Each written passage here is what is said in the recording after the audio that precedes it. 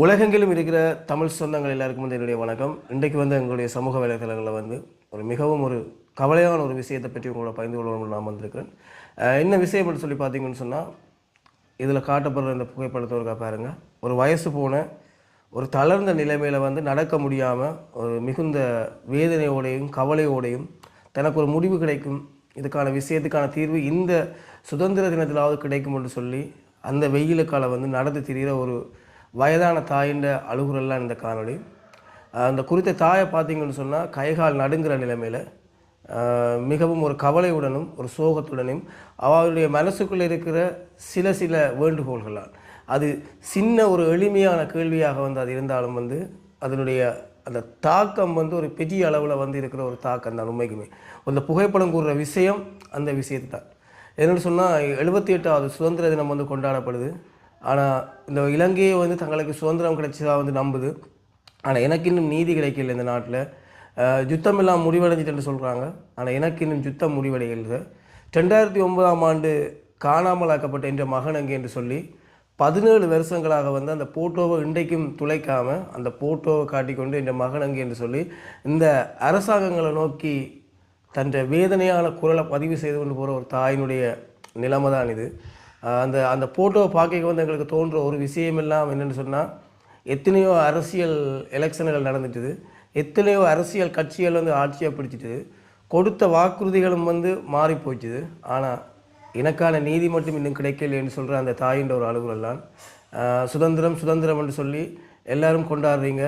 இலங்கையை சுதந்திரமாக போயிருக்குது, யுத்தம் முடிஞ்சிட்டுது, மக்கள் எல்லாம் நிம்மதியாக இருக்குன்னு சொல்கிறாங்க.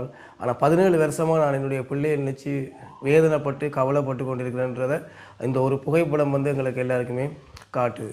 அப்போ இதில் பார்க்க அந்த தாயினுடைய அந்த வேதனை அதை நேரடியாக பார்க்க அதை ஏற்பட்ட அந்த வழியெல்லாம் வச்சு தான் இந்த காணொலியை உங்களோட கதைச்சி கொண்டிருக்கிறோம். நாங்கள் சுதந்திர தினத்துக்கு எதிரானவர்கள் இல்லை. இலங்கை நாடு 1948ஆம் ஆண்டு பிரித்தானியருடைய ஆதிக்கத்தின் கீழிருந்து நமக்கு சுதந்திரம் வழங்கப்பட்டு போனது. அதுக்கு பிறகு இன்றைக்கு வரைக்கும் சுதந்திர தினம் கொண்டாடப்பட்டு கொண்டு வருது. சுதந்திர தினத்தை நேற்றைய தினம் கூட பார்த்துருக்கலாம். கிளிநொச்சியில் மிகப்பெரிய ஒரு போராட்டம், கிட்டத்தட்ட என்னுடைய வீட்டுக்கு பக்கத்தில் அந்த போராட்டமே நடைபெற்றது. அப்போ அதில் ஏராளமான மக்கள் கலந்து கொண்டிருந்தாங்க. இந்த போராட்டத்துக்கு காசு கொடுத்தோ பணம் கொடுத்தோ யாருமே கலந்து கொள்ளலை. எங்களுக்கு தெரிஞ்ச வரைக்கும் யாருமே கலந்து கொள்ளலை. சுதந்திர தினத்தை மழுங்கடிக்கணும், சுதந்திர தினத்துக்கு ஒரு கருப்பு தினமாக்கணும்னாங்க என்று சொல்லி அதில் போராட்டத்தில் குதிச்சதாக எங்களுக்கு தெரியலை. சுதந்திர தினம் நாங்கள் ஒரு போராட்டத்தை மேற்கொண்டால் தான் அது இப்போ இருக்கிற அரசாங்கத்தினுடைய காதுகளுக்கு செல்லும், அதனூடாக எங்களுக்கு ஒரு தீர்வு கிடைக்கும் என்று சொல்லி தான் அந்த போராட்டம் செய்யப்பட்டிருந்தது.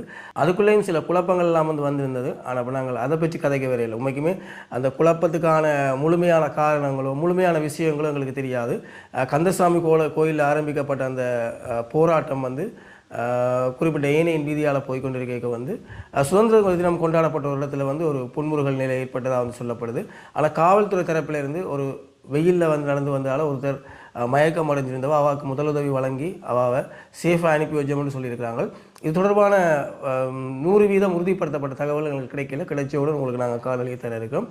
அந்த போராட்டத்தில் கலந்து கொண்ட இந்த தாய் தான். இந்த தாயினுடைய விஷயத்தை பற்றி தான் கதைச்சி கொண்டிருக்கிறோம். அப்போ அந்த தாயினுடைய அந்த வேதனை, நடக்க முடியாமல் தளர்ந்த நிலையில் போனது, அந்த ஃபோட்டோவை காட்டி கொண்டு போனது எல்லாம் ஒரு மிகுந்த வேதனை ஏற்படுத்தி கொண்டே இருந்தது. அந்த தாயின் மனக்குமுறைகளை வச்சு பார்க்க அவள் எங்கள் அரசாங்கத்தில் கேட்குற விஷயம் எங்களுக்கு தமிழீழம் தாங்க, அரசியல் தீர்வு தாங்க, எங்களுக்கு ஒரு நாடு தாங்க, இல்லாட்டிக்கு யுத்த வெற்றி கொண்டாடுறீங்க, இந்த மக்கள் நிறைய பேர் சேர்த்துருக்காங்க, அதுக்கான விஷயம் ஒன்றையுமே கேட்கல. அவள் கேட்குற சில விஷயங்கள் அதில் நிறைய அரசியல் கட்சிகள் அந்த போராட்டத்தில் ஈடுபட்டிருந்தாங்க அந்த தாயோட. அதில் எல்லாமே கேட்குற விடயங்கள் என்னென்னு சொல்லி பார்த்தீங்கன்னு சொன்னால், யுத்தத்தில் நடைபெற்ற யுத்த குற்றத்துக்கான விசாரணையை வலியுறுத்தி இருக்கிறாங்க ஒன்று. இன்னொன்று காணாமல் ஆக்கப்பட்டவர்களுக்கான விஷயம் விடுதலை என்ற ஒரு விஷயம். அதை விட அரசியல் ரீதியான தீர்வுகளோ தமிழீழமோ அப்படி என்ற ஒரு விஷயங்களும் இல்லாமல் முழுக்க நியாயமான கோரிக்கைகளை முன் வச்சு தான் இந்த போராட்டம் நடந்தது. நாங்களும் ஒரு இலங்கை மக்கள்லாம், நாங்களும் இந்த சுதந்திரத்தை நாங்கள் சுதந்திரமாக கொண்டாடணும்னு சொன்னால் எங்களுக்கு சில விஷயங்கள் இன்றைக்கு வரைக்கும் நிறைவேற்றப்படாமல் இருக்குது. அந்த விஷயங்களெல்லாம் நிறைவேற்றி தாங்கன்னு சொல்லி மேற்கொள்ளப்பட்ட ஒரு ஆர்ப்பாட்டமாக தான் அது கருதப்படுது. உண்மைக்குமே வந்து கடந்த சில அரசாங்கங்கள் இருந்திருக்காங்க, நாங்கள் யாரையும் குறை சொல்ல வரையில்லை.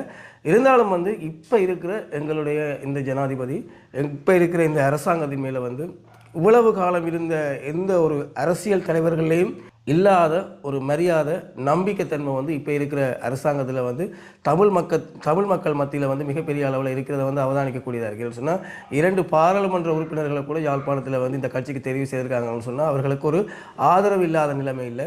சில விஷயங்கள் வந்து மக்கள் மத்தியில் நல்ல பேசு பொருளாக இருந்திருக்குது, மக்கள் நம்புகிறாங்க. இப்போதைய ஜனாதிபதி போதைப் பொருள் ஒழிப்பு, மற்ற இந்த ட்ரங்க் அண்ட் ட்ரைவ் பிரச்சனைகள், இப்படியான நிறைய ஊழல் எல்லாத்தையுமே தலையிட்டு அதை குறைக்கிறதால வந்து மக்களுக்கு நல்ல நம்பிக்கை இருக்குது.